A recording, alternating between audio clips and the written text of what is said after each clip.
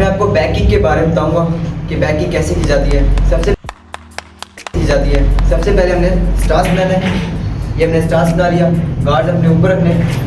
जिस तरह हम साइड किक कर रहे थे, साइड किक में हमारा फुट का ये जो पॉइंट था, इसको हम टारगेट के ऊपर हिट करते थे। बैक किक में हमने यही पॉइंट टारगेट के ऊपर हिट करना है।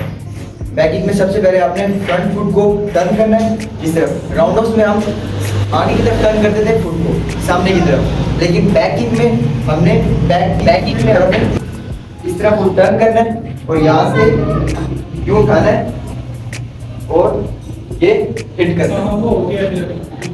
एक बार वापस देखें, ये फुट टर्न किया, यहाँ से ये उठाया, ये हिट की, वापस फुट को स्टांस में लेके आना है इस तरह।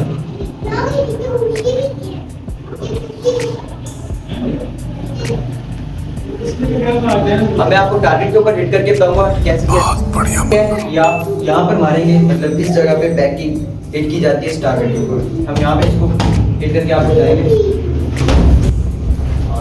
ये था आज का हमारा लेसन। बस यहाँ तक। ये बड़ी अच्छी बात कही आप।